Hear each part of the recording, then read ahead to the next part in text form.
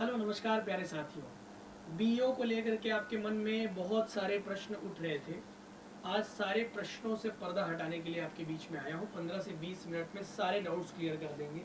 BEO exam के लिए क्या मानक आर्यता रखी गई है, इसका नोटिफिकेशन कब तक आने वाला है, इसके लिए ज़रूरी आर्यता अथवा योग्यता यानी एलिजिबिलिटी क्या होती है, इसके लिए क्या एज लिमिट की डिमांड की जाती है, इसके लिए उचित पाठ्यक्रम क्या है जिसके लिए आप अभी से पढ़ते रहिए, क्योंकि बीईओ का जो सिलेबस है वो काफ़ी वास्ट है, काफ़ी बड़ा है, लेंथी सिलेबस है। 5 से 6 महीने इसको कवर करने में लगेंगे। अच्छे से पढ़ने में, प्रैक्टिस करने में 6 महीने का वक्त लग जाएगा। समय आपके पास कितना बचा है सब बताएंगे। इसके परीक्षा का क्या पैटर्न होता है, किस पैटर्न पर इस एग्जाम की तैयारी होगी और किस पैटर्न पर आप ये बीईओ एग्जाम देंगे, वो सारी जानकारी आपको इस वीडियो में मिलने वाली है। तो फटाफट से इस वीडियो के लिए आप लोग तैयार हो जाइए और कुर्सी की पेटी बांध लीजिए। दोस्तों आपको बता दें कि जो भी मैं बताऊंगा इसका पूरा का पूरा पीडीएफ आपको यहाँ पर टेलीग्राम पर मिल जाएगा। स्क्रीनशॉट ले लीजिए, क्यूआर के माध्यम से हमें इस टेलीग्राम पर ज्वाइन कर लीजिएगा। ये हमारा टेलीग्राम ग्रुप है जिस पर हम आपको सारी जानकारी यहाँ सबसे पहले देते हैं। सारे क्लास पीडीएफ्स और सारे नोट्स आपको यहाँ पर उपलब्ध करा दिए जाते हैं। ये हमारा इंस्टाग्राम प्रोफाइल है जिसके माध्यम से आप मुझे फॉलो कर सकते हैं। अपने मन में उठ रहे किसी भी प्रश्न का जवाब ले सकते हैं अथवा कोई भी मन में उठ रही शंका का समाधान प्राप्त कर सकते हैं। या तो स्क्रीनशॉट लेकर के इसको क्यूआर के माध्यम से स्कैन करके मुझे फॉलो कर लीजिए, या तो viveksir.official के नाम से मुझे आप इंस्टाग्राम पर सर्च करके डायरेक्टली फॉलो कर सकते हैं। आइए नेक्स्ट देखिएगा, आपको बता दें ये जरा सा एक पेपर था, इसके बारे में मैंने आपको जानकारी दी थी। 2 मिनट का समय लेकर के इसको जरा समझिए। इस नियमावली में एक परिवर्तन हुआ है कि पहले इसमें जो सीट होती थी, कुल सीट का 80% भाग ही डायरेक्ट एडमिशन के थ्रू लिया जाता था और 20% जो सीट थी वो पदोन्नति के तहत भर दिया जाता था, रिजर्व सीट होती थी। अब इस नियम में परिवर्तन करके 100% सीट जो है वो नियुक्ति के आधार पर जो पद अनुक्रमिक व्यवस्था होती है उस आधार पर इसका निर्माण किया जा रहा है। मतलब उस आधार पर इसमें आपका चयन अब होगा। यानी इसमें अगर आप देखेंगे तो 134 रिक्त पदों का अध्याचन उत्तर प्रदेश लोक सेवा आयोग को भेजा जा चुका है पहले से। नियमावली संशोधन के बाद नई भर्ती के लिए विज्ञापन जारी की उम्मीद बहुत बढ़ गई है। ये 2019 में खंड शिक्षा अधिकारी के 309 पदों पर चयन हुआ था। उसी के बाद उसमें जो है 5 लाख अभ्यर्थियों ने, अब देखिए 309 पद थे तो 5 लाख अभ्यर्थी थे, सोचिए आप। अब ये 5 लाख अभ्यर्थी अब 8 लाख में बदल जाएंगे और पदों की संख्या हो जाएगी डाउन, कम हो जाएगी। यहाँ पर प्लस हो जाएंगे, यहाँ पर माइनस हो जाएंगे, ये भी ध्यान दीजिएगा। अच्छा एक चीज और ध्यान दीजिएगा, पहले नियमावली में किसी विश्वविद्यालय से स्नातकोत्तर उपाधि या समकक्ष मान्यता प्राप्त। अब स्नातकोत्तर का मतलब होता है इसमें जो मानक आर्यता थी वो पीजी थी और इसके साथ समकक्ष शब्द का प्रयोग कर दिया गया था। लेकिन ये पहले था, अब नहीं है, ये पहले था।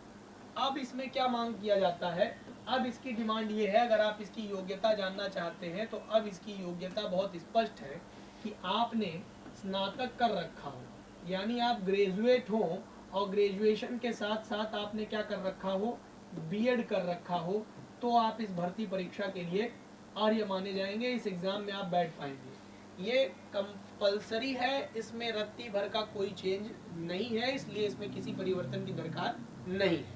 आप कोई भी डिमांड इसमें नहीं कर पाएंगे। आपके पास स्नातक में बीए हो, बीएससी हो, बीकॉम हो, उससे मतलब नहीं है, बीटेक हो, इससे मतलब नहीं है।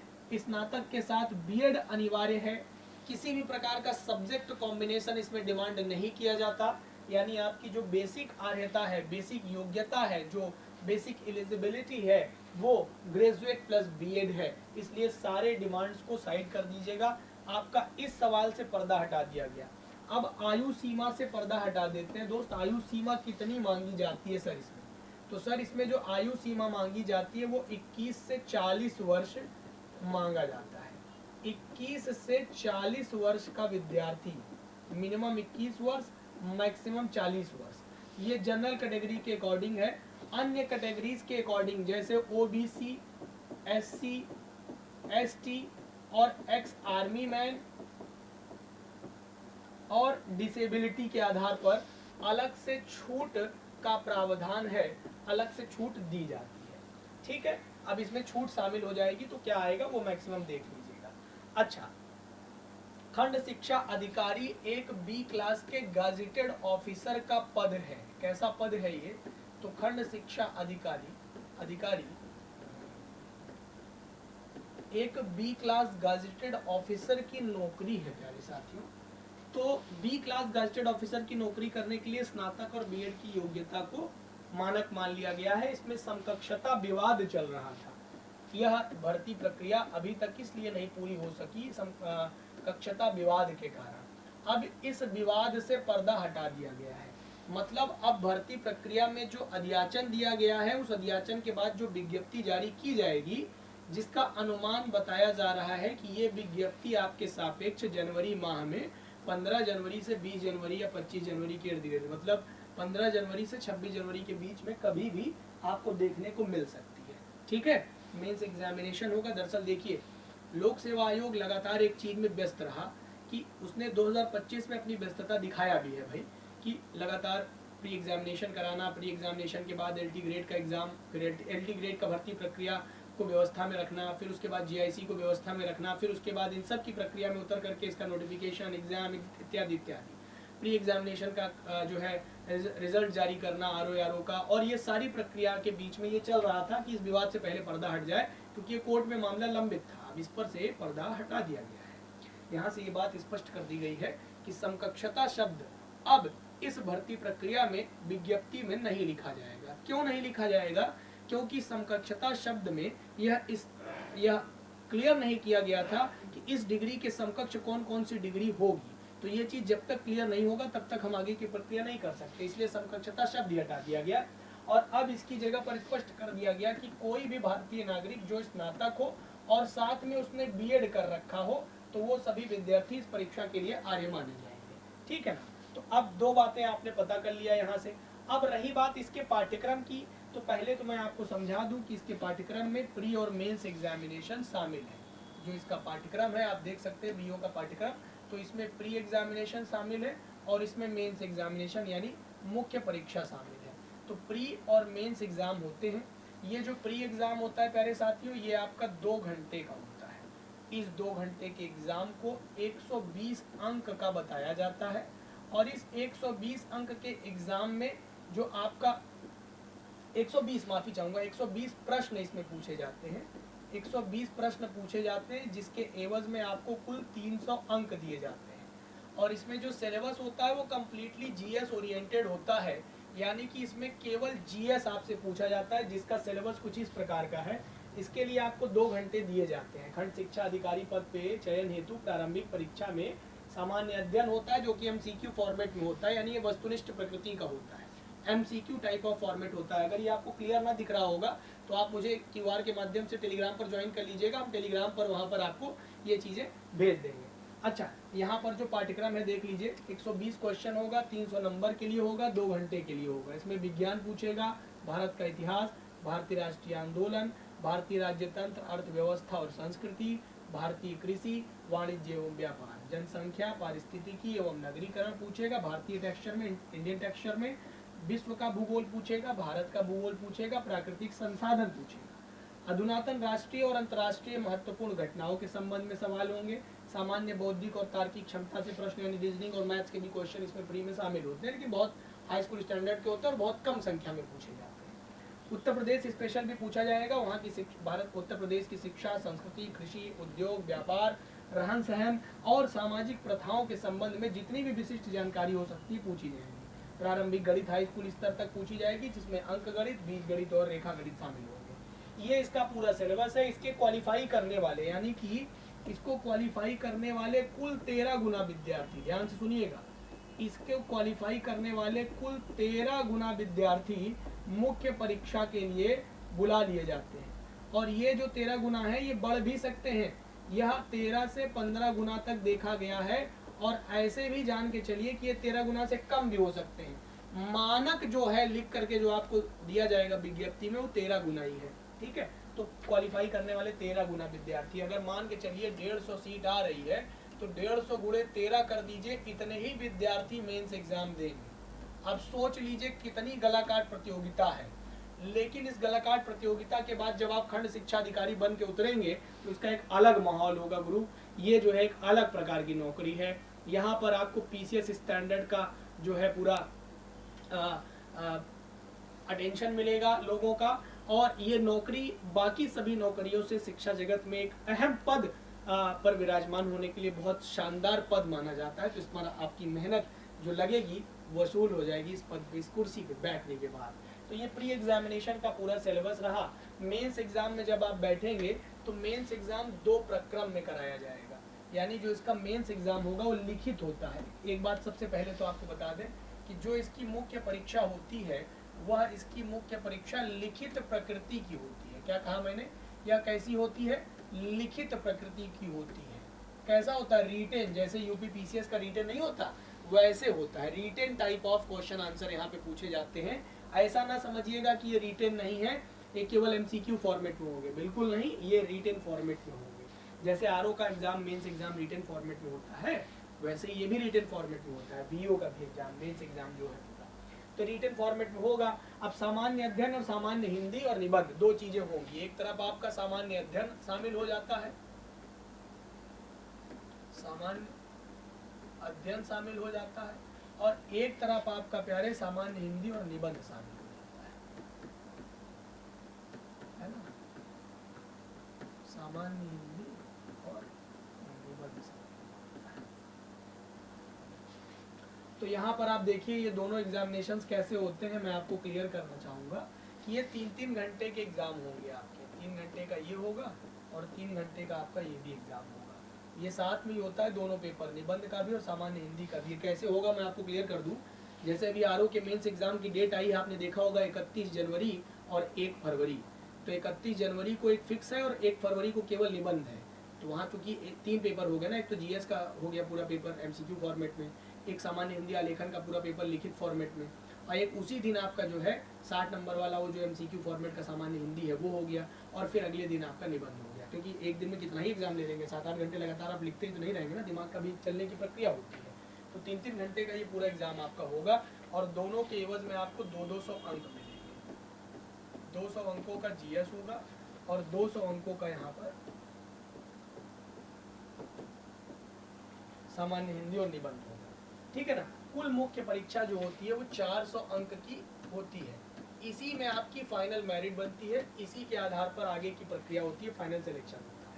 अब प्रश्न पत्र के रूप में अगर आप देखेंगे तो यहाँ पर जो इसका विभाजन है वो प्रश्नों की जो कुल संख्या होगी, कुल कितने क्वेश्चन पूछे जाएंगे, तो टोटल नंबर ऑफ क्वेश्चन 40 होंगे।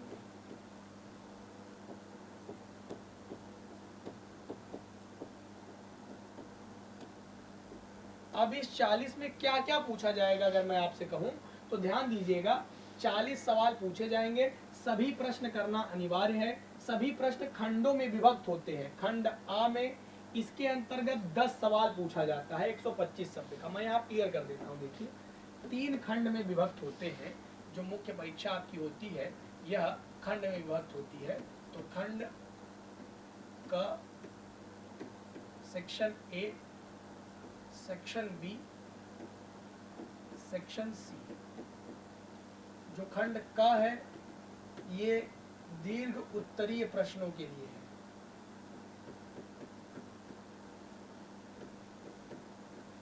दीर्घ उत्तरीय प्रश्नोत्तर श्रृंखला होती है। दीर्घ उत्तरीय प्रश्नोत्तर श्रृंखला में 125 शब्द सीमा आपको जो दी जाती है, यह शब्द सीमा 125 शब्दों की होती है। ठीक है, कितने शब्दों की होगी? 125 शब्दों की होगी। 10 प्रश्न होंगे और प्रत्येक के बदले में 10 नंबर मिलेगा। ठीक है, 10 सवाल के बदले में 10 नंबर।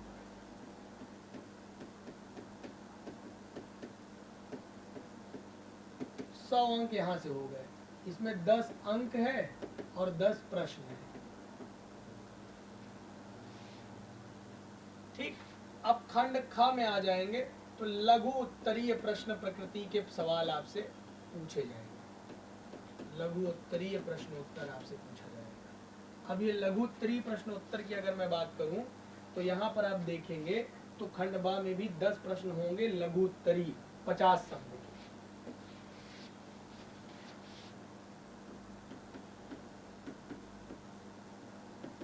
10 प्रश्न होंगे, 6 अंक के लिए होंगे, 60 अंक यहाँ से आपको मिल जाएंगे।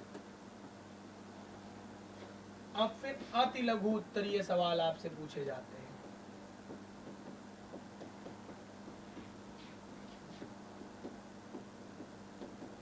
ये 25 शब्द के होते हैं, ठीक है, 25 शब्द के होते हैं और इसके अंतर्गत 20 अति लघु उत्तरीय सवाल 25 शब्द सीमा पूछे जाते हैं, 2-2 नंबर के, 20 सवाल 2 अंक के, 40 अंक यहाँ हो गए। तो कंप्लीट जो आपका जीएस हुआ आंसर राइटिंग का, ये आपका 200 अंक यहाँ से कवर कर ले जाता है। इस तरह से यह खंडों विभक्त होते हैं, इसी तरह से इसका आंसर राइटिंग करना होता है, ठीक है। ये समझ लीजिए, इसका स्क्रीनशॉट ले लीजिए। ये इसी तरह से मैं आपको लिखित फॉर्मेट में दे भी दूंगा, जैसे ये लिखा है ना वैसे ही आपको मिल जाएगा, परेशान होने की जरूरत नहीं है। कहाँ मिलेगा मैंने बता दिया आपको कि आपको ये सारी जानकारी ऐसे ही मिल जाएगी पूरे सिलेबस के साथ। ये आपको स्क्रीन पर दिख रहा होगा हमारा टेलीग्राम, इसको ज्वाइन कर लीजिए।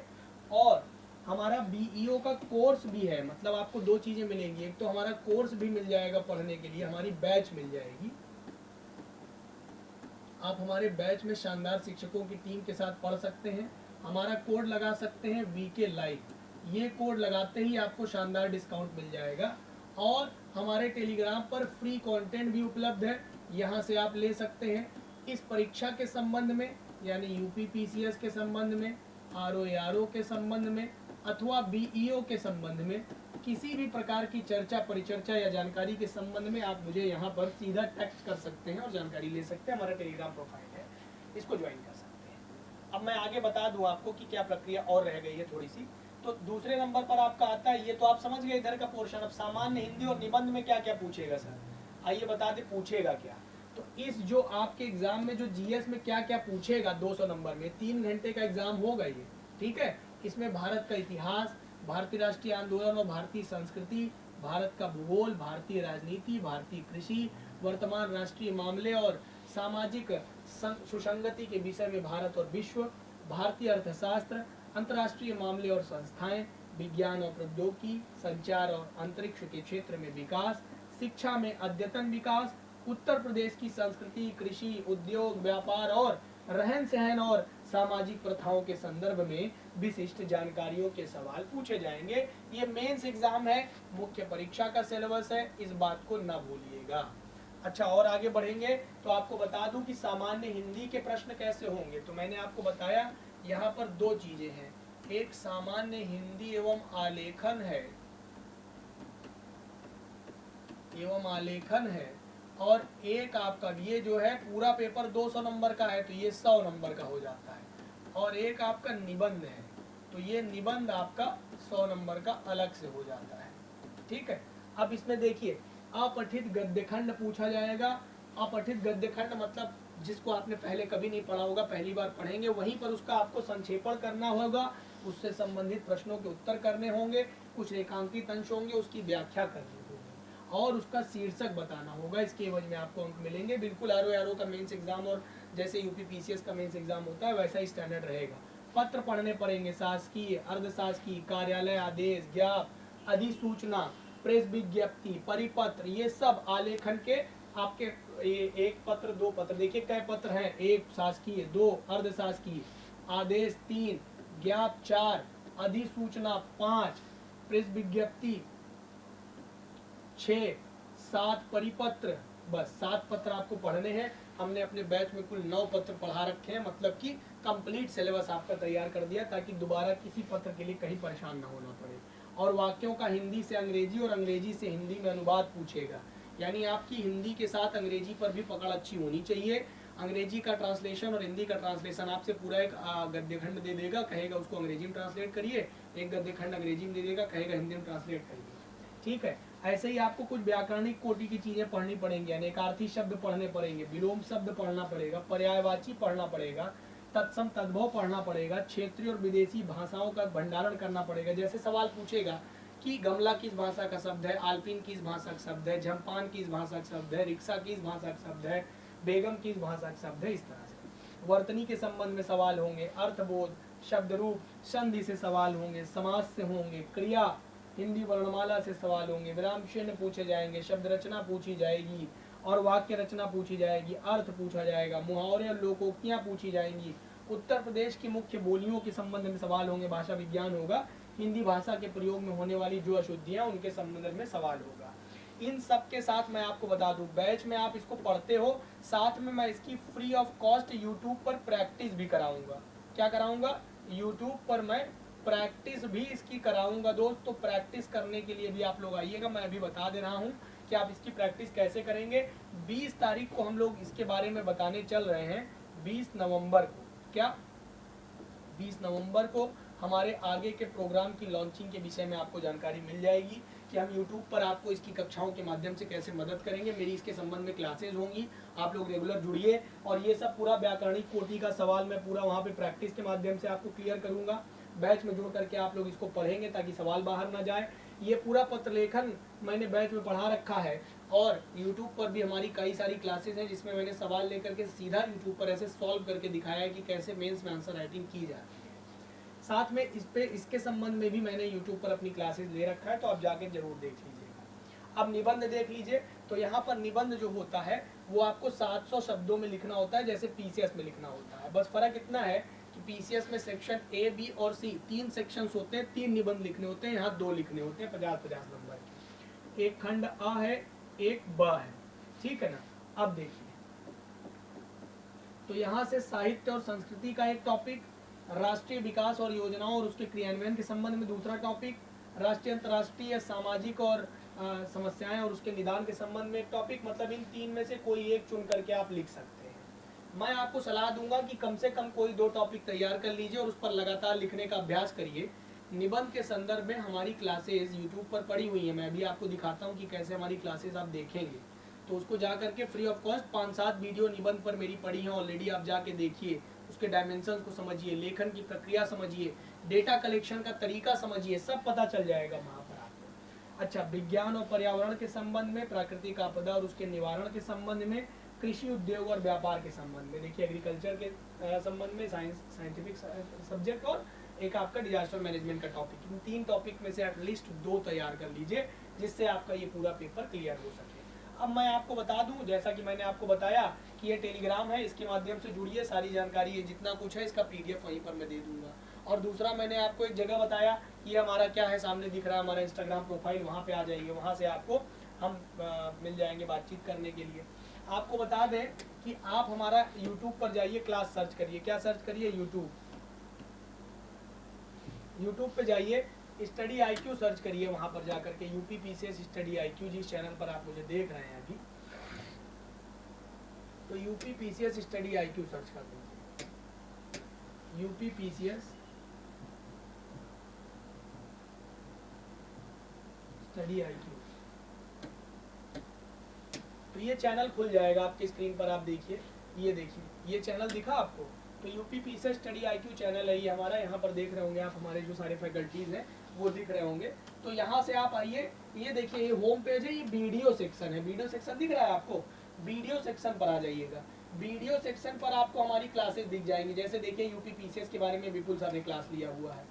यहाँ पर देखिए, मैंने RO BO के संबंध में प्री और मेंस से रिलेटेड क्लास ले रखी है, बता रखा है क्या है, क्या पूरा पोर्शन क्या, देख सकते हैं आप।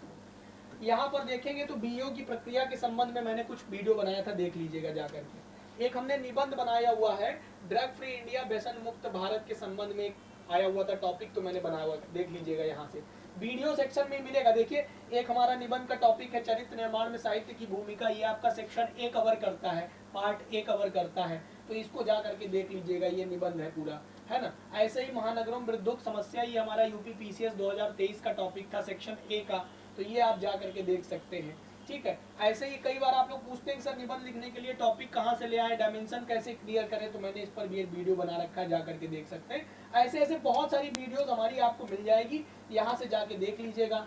अच्छा, प्लेलिस्ट में जा करके आप हमारे व्याकरण की वीडियो, जैसे देखिए आप हमारा व्याकरण का वीडियो, उसकी आंसर राइटिंग, कैसे BO में सवाल आएंगे उसकी आंसर राइटिंग कैसे करनी है, और साथ ही में इसका पत्र लेखन का वीडियो आप यहाँ से प्लेलिस्ट में जा करके देख सकते हैं। Got it? मैंने ये बता दिया कि फ्री वीडियोस कहाँ मिलेंगे। अब बता देते हैं पेड बैच में अगर आपको जुड़ना है कैसे जुड़ेंगे। पेड बैच में जुड़ने की क्या व्यवस्था है, आप जाइए, सर्च करिए स्टडी IQ। क्या करिए? STUDY study IQ। Study IQ search करेंगे, पहले नंबर पर आपको एक लिंक मिलेगी, इस लिंक को जा करके ओपन कर दीजिएगा। कुछ ऐसा इंटरफेस मिलेगा। इसी इंटरफेस में स्टेट पीएससी सर्च करिएगा, उत्तर प्रदेश सर्च करिएगा, उत्तर प्रदेश में ही आपको ये सारे वीडियोस मिल जाएंगे। हमारे कौन कौन से बैच हैं, यूपी पीसीएस फाउंडेशन का, UP PCS answer writing mains batch, UP PCS prelims का बैच है अलग से, ओनली प्रीलिम्स के लिए जो बच्चे तैयारी कर रहे हैं ना यूपी पीसीएस का, जो केवल प्रीलिम्स का बैच चाहते हैं वो इस बैच को ले सकते हैं। जैसे यहाँ सर्च का ऑप्शन आ रहा है ना, एक्सप्लोर, जाइए लिखिए बीईओ लिख दीजिए, बीईओ फाउंडेशन बैच खुल गया। इसी UP PSC BEO foundation batch, इसको जा करके बाई नाउ पर क्लिक करिए। बाई नाउ पर क्लिक करेंगे, आपको एक नंबर मांगेगा, तो आप अपना नंबर डाल दीजिएगा। मैं मेरा डाल के दिखा देता हूँ।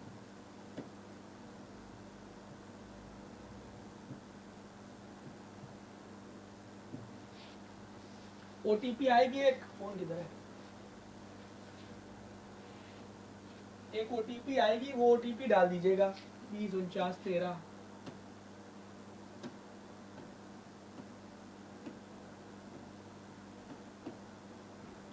लॉगिन हो गया। अब इस लॉगिन होने के बाद आप इस बैच के बारे में जानना चाहते हो, शो डिटेल में जाओ, यहाँ पर बैच के बारे में सब पता चल जाएगा। 500 घंटे से ज्यादा क्लास, लाइव रिकॉर्डेड दोनों क्लास, क्रक्स नोट्स अलग से मिलेंगे दोनों भाषा में, हिंदी अंग्रेजी। डाउनलोड होगा आपका पूरा सोर्स, आप डाउनलोड कर सकते हो। मंथली करंट अफेयर का मैगजीन मिलेगा आपको, 10 फुल लेंथ टेस्ट मिलेंगे और सेक्शनल टेस्ट अलग से मिलेंगे, पार्ट वाइज जो होते हैं कि हिंदी का अलग, निबंध का अलग, ये सब ऐसे मिलेगा। लेक्चर नोट्स अलग से मिलेंगे और सारे टॉपिक कवर किए जाएंगे। आपको क्या करना है, बाई नाउ पे क्लिक करना है। बाई नाउ पे क्लिक करने के बाद यहाँ पे आपको मेरा जो कूपन कोड, जैसा कि मैंने आपको बताया मेरा कूपन कोड आप लगा सकते हैं। तो मेरा कूपन कोड क्या है, मैंने आपको बताया, मेरा कूपन कोड लगा लीजिए आप लोग। आपका बैच सबसे कम में आपको मिल जाएगा बीके लाइव लगाने से। बीके लाइव हमारा कोड है, कोई भी कोर्स खरीदेंगे स्टडी आईक्यू परिवार का तो ये कोड लगा सकते हैं। कैसे लगाएंगे, यहाँ पर बीके लाइव लिख दीजिए, BKLIVE लाइव। लो भैया अप्लाई कर दिया, आपकी फीस देखिए कम हो गई, 4999 में ये मिल रहा है आपको अभी आराम से।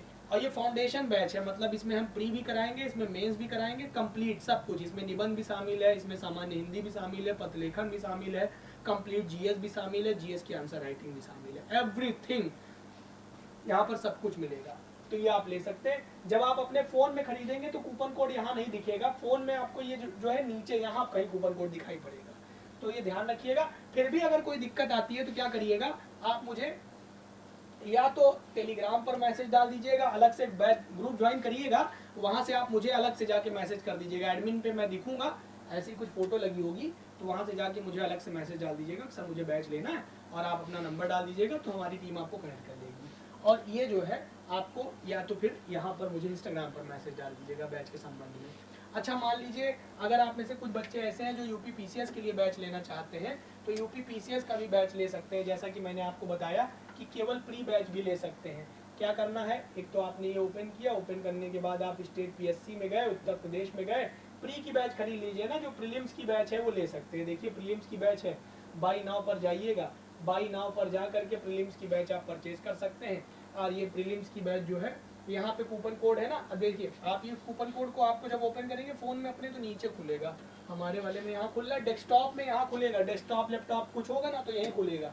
क्या करिए, कूपन कोड BK लाइव डाल दिया, BK लाइव, ये देखिए आपका फीस कम हो गया, 4999 में आपको पूरा प्री मिल जाएगा। फिर भी अगर आपको लगता है कि आपको कुछ और फीस कम करानी है, कोई और डाउट है, कोई और दिक्कत है, तो अलग से बात करिएगा, जो भी हम आपकी मदद कर पाएंगे कोशिश करेंगे कि करें, ठीक है।